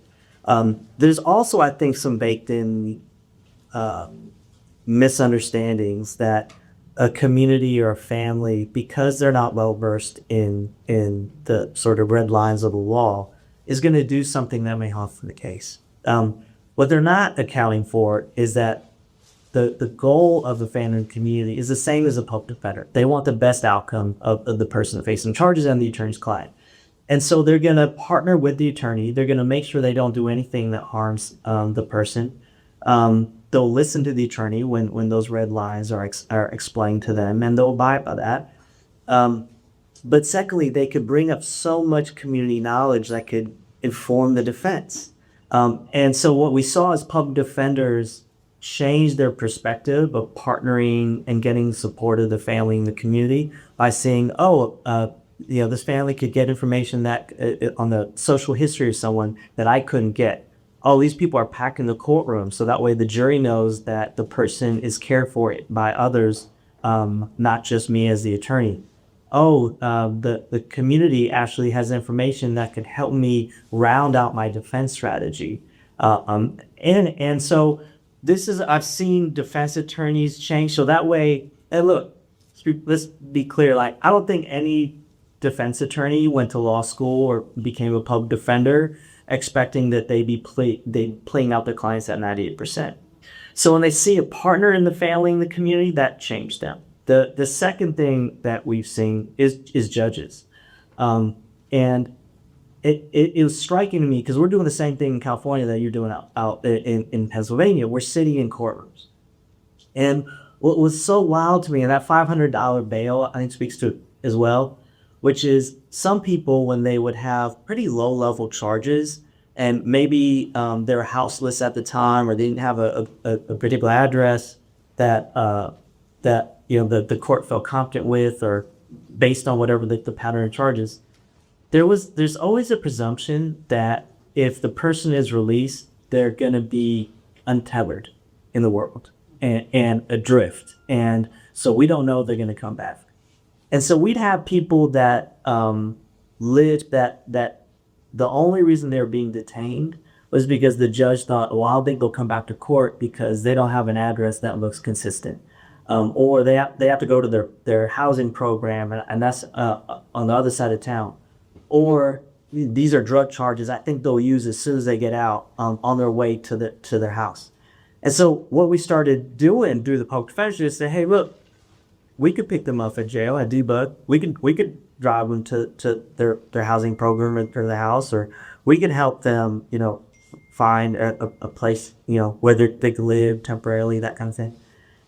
And that small piece of what's going to happen within the first 24 hours of release, a court feeling confident that the person is supported or there are potential support systems out there for them, changed their perspective. And so what we saw was judges changing their detention decision based on a new understanding that someone is part of a community rather than isolated alone. And that's why family presence in the court makes a big deal. When public defenders ask for someone's family to stand up and a judge says, okay, I guess they're going back to so-and-so's house. That changed. So I've seen judges change and I've seen defense attorneys change. I'm still waiting on the prosecutors change. I was wondering if you would have a story about that. Raj, that insight is always spot on and genius, and I appreciate you. We have a couple of other guests in this space. If you want to hang out, you can. We've got Coach might ask some questions for you. And I know Sarah has a date. So Sarah, if you want to tell us about the organization and your thoughts on the report, and then we'll go to Christine. How do you? Sure. Thank you for the opportunity to speak and address you and talk about the report, talk about bail in Montgomery County. What I see in the report is really encouraging. I think it's obviously it's part of the story and there's more to tell. When I say that, I'll start with a part that I think we'd hear more about Montgomery County, and I'll give a statewide perspective a bit because my organization works with the justice system across Pennsylvania, right? So how does that perspective from a public defense perspective? The piece in the report, lots of good data, lots of good stuff we've learned here. But gosh, I would love to learn more about the cost piece of this, right? What is the annual cost for the prison in Montgomery County, the per diem cost? What is the savings to that county in folks who are going home? What's the savings for the overall system? What is the cost of the pretrial system that got built recently in Montgomery County in terms of the PD time, the DA time, that county time? I say that because if y'all have that, if I can add that to this report, not me actually adding it, maybe a couple more pages yet. Then we can see more of that. Look, the folks in this room are motivated by the human potential cost. The additional justice happens when loved ones get to go home and be home. Not everyone shares that same sense of justice and humanity in the same way. Some folks are motivated at least as much, I'll say, by the dollars and cents. And if we can add the dollars and cents piece in this, what I want to do is take this report. You're talking about making it a thing replicated other places, but I want to replicate it across Pennsylvania, right? Mm-hmm. And adding in what these numbers look like before this pretrial system was in place and what do they look like now. Because having public defenders at an arraignment in Pennsylvania is the exception of the rule, and by a lot. 4 counties, Philadelphia County, Allegheny County, Delco, and Montco are the only places you're going to find public defenders at preliminary arraignment. That means that in all those other places, it's not just there are really dedicated court watchers. There's no one watching. It's a MVJ doing what they want. Maybe there's a cop there, maybe there's not. They're signing off on paperwork. Maybe explaining things to the person who's been arrested, maybe not. Boy, we need more systems like the system that's been built with a lot of dedication and time, a lot of system partners. We need more of this in more places.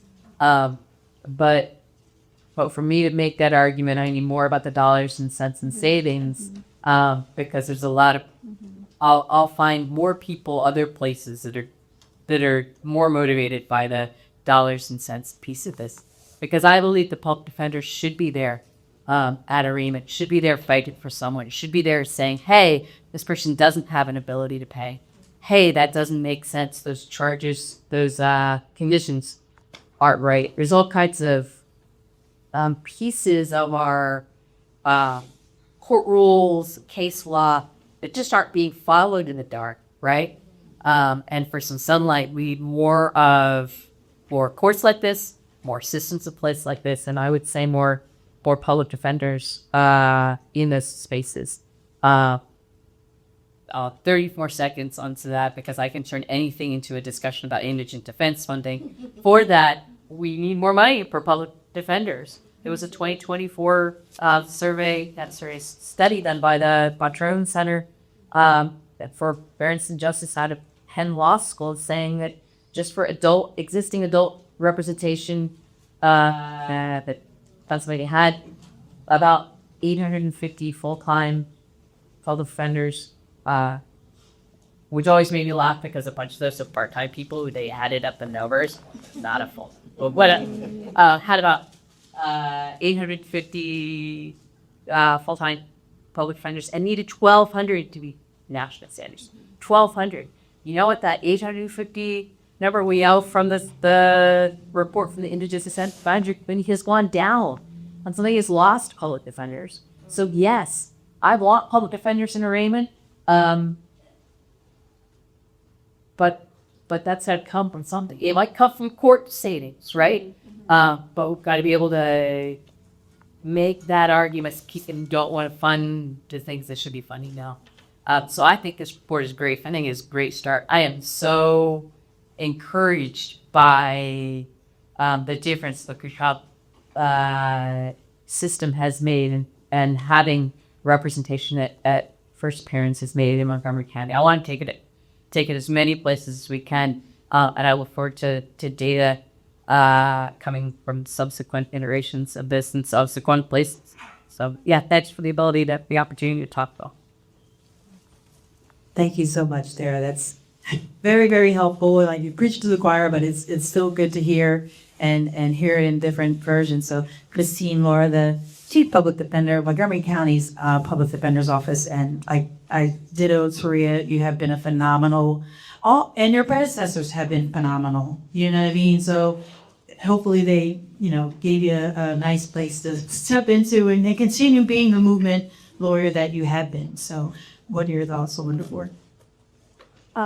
Thanks for the opportunity to speak about it. I will say that some of it was not surprising, some of it was, and my favorite thing about any type of report that looks at a lot of data and, gives me a lot of percentages is something that also gives me some takeaways and concrete things that we can do to actually improve the system. If I can give some directives to my people about, like, if we do this, that might die. Can you hear me?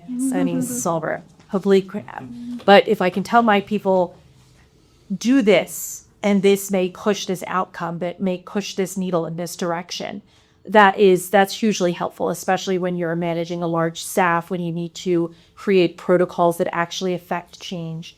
And I'm very appreciative of those things for that in the report.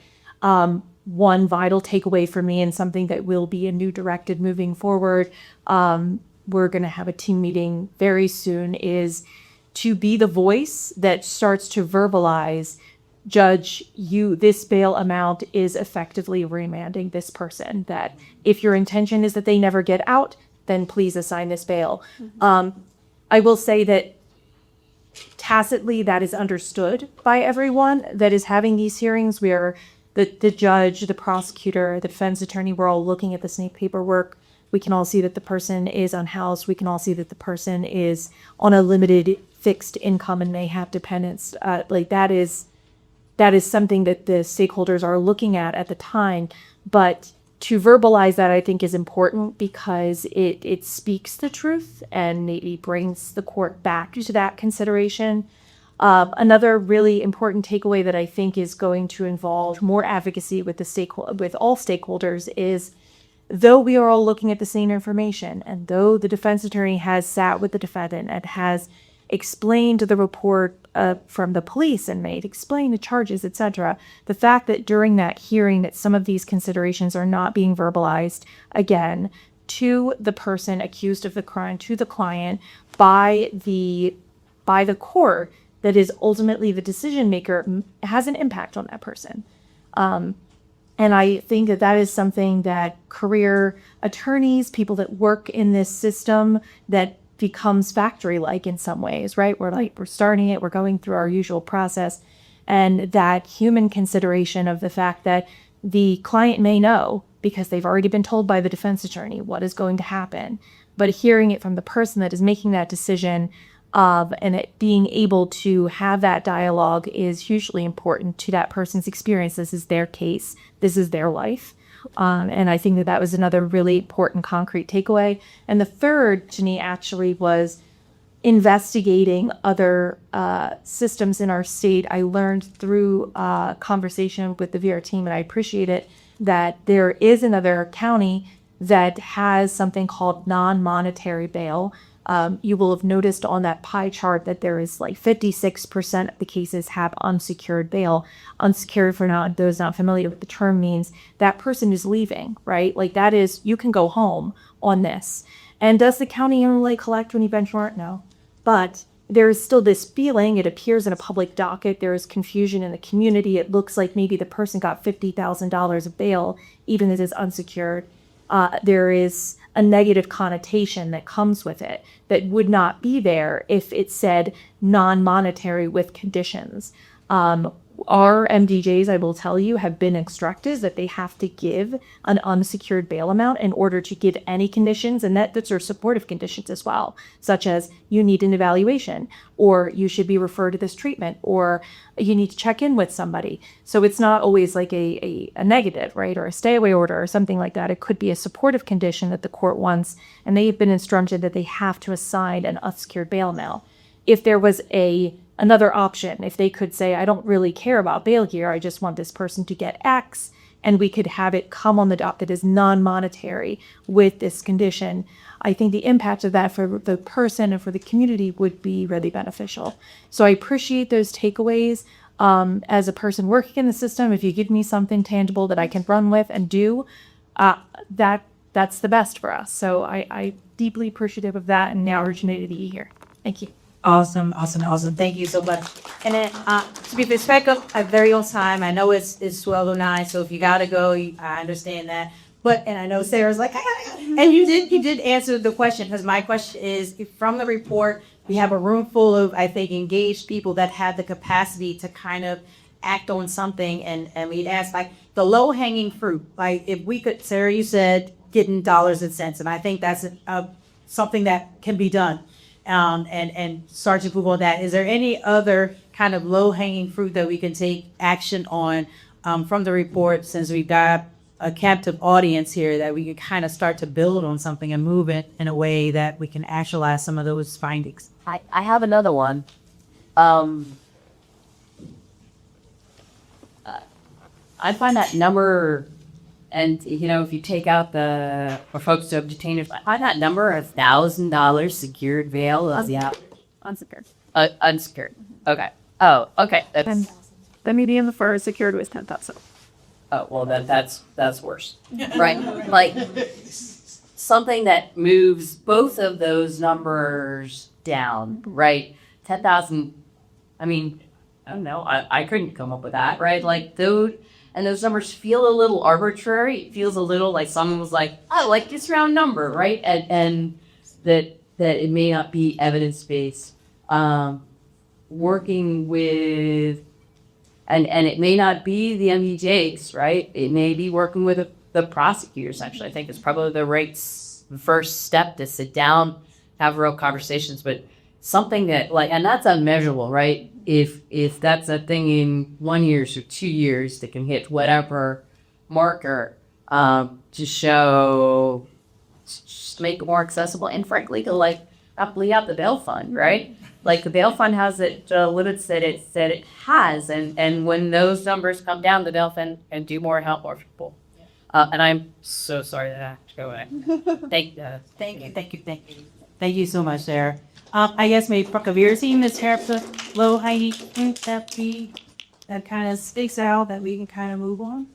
I think that one general comment that is, I mean, we've done similar work in other counties. There really needs to be an entity, a task force, a set of champions to kind of continue to raise these issues and meet on it and hold, you know, everyone has full-time jobs. Attorneys are overloaded. And so finding, you know, the crew of people, whether that's through a county committee or through outside, to continue to raise the issues and ask for the underlying numbers that will show progress, because we did see the progress from prior to the 2022 reforms. And so also trying to figure out how to, as we said at the end, how to get numbers together that actually dig into the subsets of people. So publishing overall medians, overall averages doesn't really break down the people who are in a secured bail situation, who are staying in jail, from the people who are out on supervision, et cetera. So I think that's probably the central one. And yeah. Terry, you have a thought? I mean, we probably share the same sentiment, is that the Zoom link for arraignments should be public facing. It's not. Like, we have to kind of pre-register, essentially, like our court watchers, like they know us, but if you're a family member, like there is a couple of things that you don't even know that that's an option, right? And then it's like, okay, well, how do I get the link and who's going to let me in? Like, there's a lot of questions around that, and I think that's something that should be the easy things. But again, conversations with said folks and really on the base levels, like we have to want this. Raj mentioned culture. You have to want people to have access. You have to want people to have a better outcome.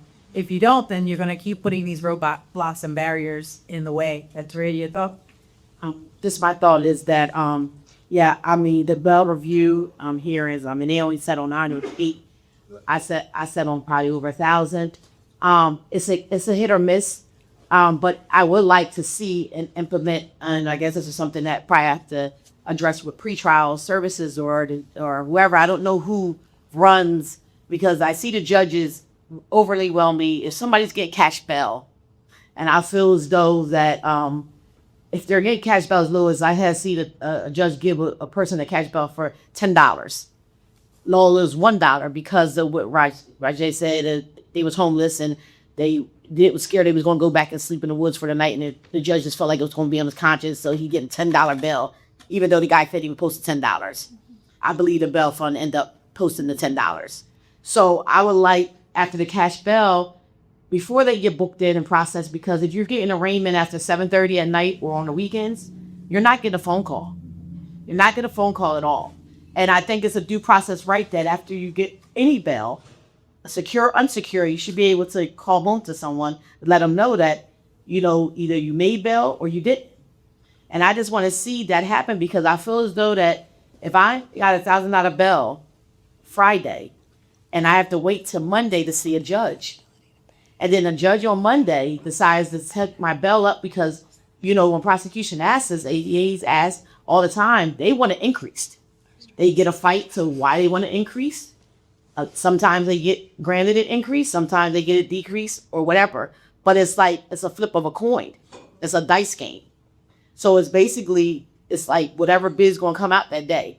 So you're not guaranteed, because you got $1,000 on Friday from that MDJ, that Monday you might get $10,000 bail. So I feel as though if that phone call comes in effect and in play, I think that some people will make bail faster and make it at a decent price than they get stuck in jail on a higher price.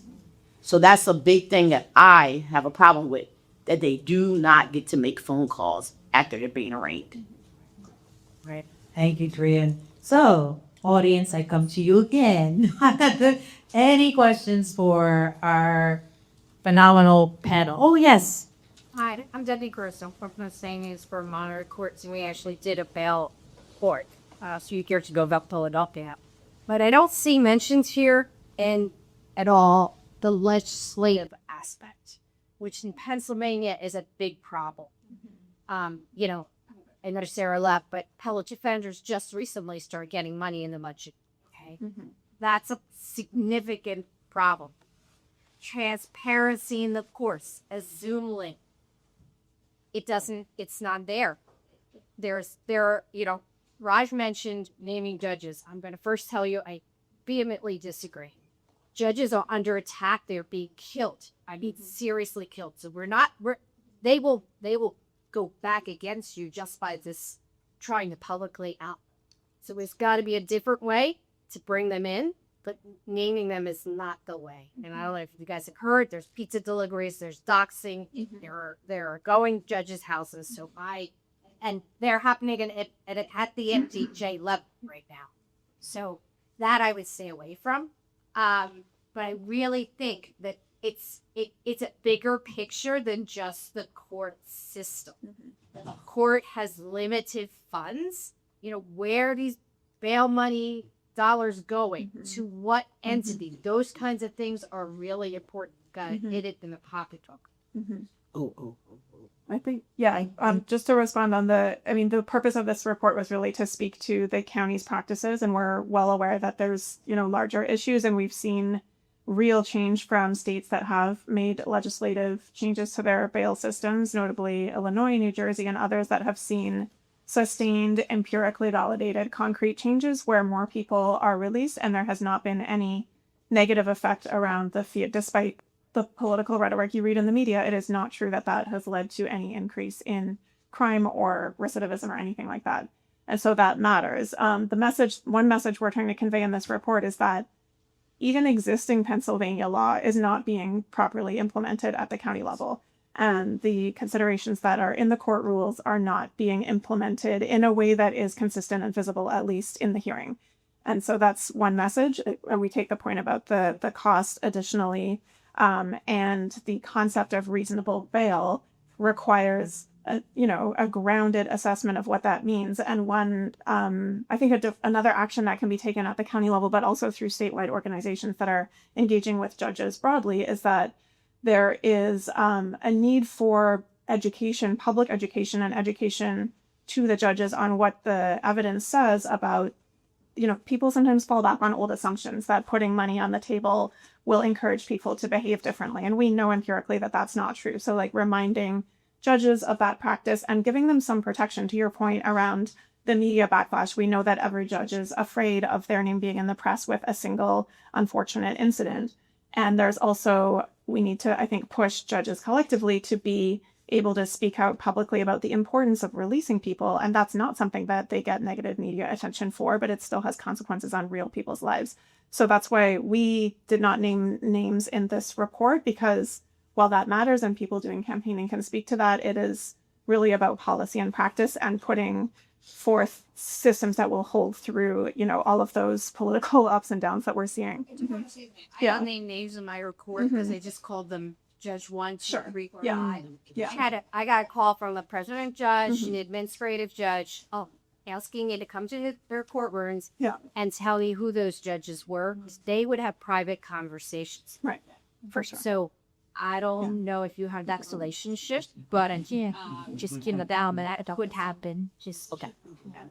And just to her comeback, I understand you saying the name of the judges might not be the best thing, but you have to do that across the board, because judges are being attacked because it's actually chief of polices, it's other entities that are naming these judges when they give them when a bill is given that they don't like for their municipality or the situation, they attack the judge and make the judge get attacked by going to social media, on their press pages and things like that. So that's a big issue here that's going on, is that once a judge gives a bail, or an ADA would put it on the Montgomery County page of what this bail was given, but not given, like Christine said, not giving a breakdown of the unsecured that it come from a public defender or ADA given that. Sometimes they come in with agreements and the judges just go off the agreements because it's already put in place and they have no stakeholder on it. But that judge still gets reprimanded for that unsecure because it's been put out there like they're the ones that made that bill. Thank you for that point, Teresa. You're so right. I just wanted to speak to funding because anytime I do, I serve on the Indigent Defense Advisory Committee. I am a subcommittee chair for standards, but a little known fact is that we were the 49th out of 50 states. It was like one of the Dakotas that came after us, and it's really never good to be followed by a Dakota. it's not great. And it was almost the same period of time, and ultimately the amount that I think it is South Dakota gave to public defenders ended up being a lot more per public defender because it's such a sparse population. So we are still actually trailing in 50 in terms of how much we actually attribute to public defense. It's 7.5 million to be divided between all 67 counties, which effectively ends up being about $100,000 per county, which is not enough for me to hire a lawyer. Okay, not one. In all of the counties, it is not enough for them to hire one lawyer. And that speaks to capacity. And it is a huge part of the conversation. And another little known fact, AOPC, which is the Office of Administrative Pennsylvania Courts, they are also in a funding crisis. They were having budget meetings as early or late in the year, or the budget season as you want to consider it, last month. They were preparing arguments and talking about having to seriously curtail the amount of data that they can capture in the system because they're unable to financially support the system that we rely upon to docket these cases. So it is a serious funding crisis. I don't know that I would go far as to say the money isn't there. It's just the money is not being directed here. Right? And that is a huge part of this conversation because we are so lucky here in Montco. I will say that if I were to ballpark between just personnel costs, like we're probably talking about a $7 million operation. And don't quote me on that. That is just me doing some quick like mental math. And I am going to go try and do some math at the office to do this system. But I interface with public defenders, chief defenders throughout the state, some of which are one guy shops, like they are the chief PD and they handle every single case. They're managing caseloads that are like 500, 600 cases, or I don't know how many cases I have, Christine, when I ask that question, which really freaks me out, but they just don't know. And there's a huge capacity issue. And when they can't even hire another counterpart because they're in a legal desert and they cannot have a competitive enough salary to even convince someone to come to Clarion County and help them, how are they supposed to have the capacity to do what we're doing, which is have a lawyer on for all day long? 7 days a week. So this is a serious crisis. It's more serious statewide. I'm very grateful to our commissioners all the time. I say it, and it's not because like I'm trying to get in their good graces. It's because it's really unbelievable the investment that they have made in acknowledging that this is important, that these are human lives. These are constituents in their county. They have families. They're impacted. This is serious. These are questions of like humanity, of liberty, like the most important things to what we are as a society come out of this criminal legal system. Hugely important. But that is not the case statewide. And we are in crisis. So if you are lobbying, if you are voting, if you are out there, talk to your representatives. Tell them that indigent defense is a priority. Telling them that funding court systems is a priority. Like this, it has to come from the people.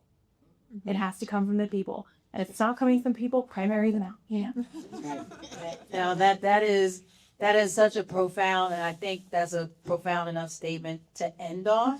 I mean, we've done all the numbers, we've done all the work, have this crunch and kind of pull those things out. But I think it's Dr. Bernadine, you got something? I just wanted to piggyback on what Christine said.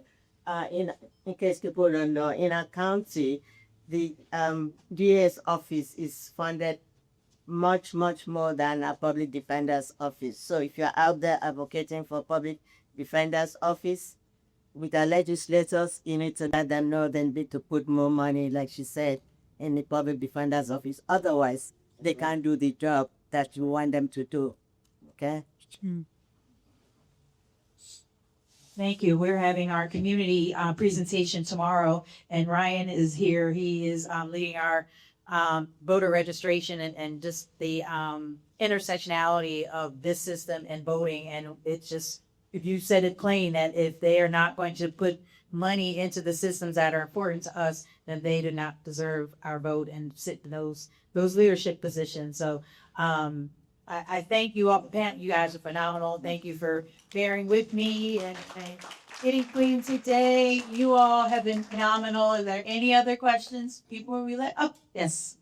The Honorable Hakeem Jones. I snuck in the door. I have heroes more. It's Thank you, Heather. So good afternoon, everybody. I was talking to probably the funeral this morning, but I am one of Norristown's Baxter District judges. There's three of us. One of our 29 district judges in Montgomery County. One of our, I say, 500 to 515 district judges in the state of Pennsylvania. And one thing I'll say is that I'm a non-attorney district judge. And when I ran for this job, years ago, I found out that you didn't have to be an attorney, but you couldn't just be anybody. You got to know your community. You got to have a track record. You got to have trust. You got to be obviously have integrity. So when I learned about this role, we are very vastly different across the state. Many are some are attorneys. I think maybe half or so are attorneys. A large portion of district judges come from law enforcement backgrounds. They might be a retired chief of police, a retired police officer, a former constable. And then there's a hybrid, which I consider myself. I came from education. I worked in the public school system. I worked in the workforce development system. I worked in the mental health system. And I've worked on city council. So I came from a government/education/mental health background. So we kind of come from different walks of life. But I tell you one thing, we all learn from each other. So the work that you guys are doing, former Councilwoman Heather Lewis, we worked together many years. He came on, and I'm proud of the work that they're doing. Taria Mayo, we work very closely in the community with our young people and our families. So it is helpful having somebody who can keep us accountable. It is helpful when they are on our Zoom calls. I'm going to call Sunday. And so it is helpful knowing that the VERA Foundation, when I first got on and I'm learning the system, I'm 2 years in, going into my third year, the VERA Foundation, we got a chance to speak and hear the work that you do. It's good when you have someone who can keep you accountable, who can kind of give you a perspective that you don't always get. But we have to do our jobs at the end of the day. I took some notes. I do serve on a committee. Many of us as district judges, we have the ability to serve on sort of committees throughout the state. We have our meetings, we have our annual trainings. I sit on the education and the public relations committee. So these are definitely solid facts, solid data, solid things that I could have conversations with my colleagues, whether they're from Montgomery County, whether they're from Clarion County, whether they're from York. These are things that I could share with my colleagues. I was a participant in the participatory defense, with CADCOM organization years ago in my previous life. So I know the work is important. I know that we have important jobs. I did want to touch on our jurisdiction. We serve in the communities where we live. You have to live where you serve. So I can go to Family Dollar 7-Eleven and shake a hand to someone that I maybe had to send their charges up to record a common pleas, or I had to hear their landlord tenant case. We are very vulnerable. Our children are vulnerable. I have a 6-year-old and an 8-year-old. So I take my kids to the school bus every day, and I see fellow residents who I may see in court. So we are very vulnerable as judges.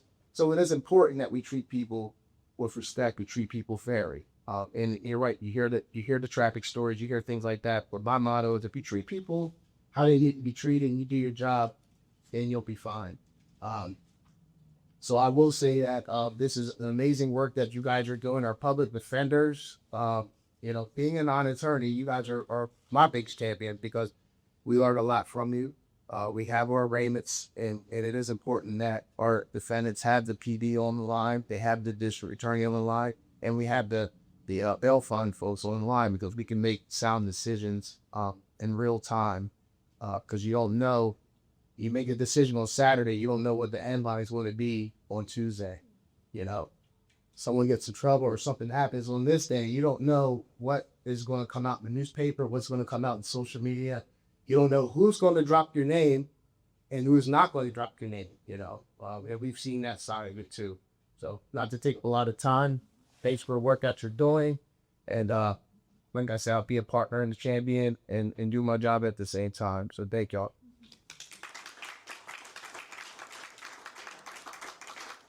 He was one of the bravest person to come.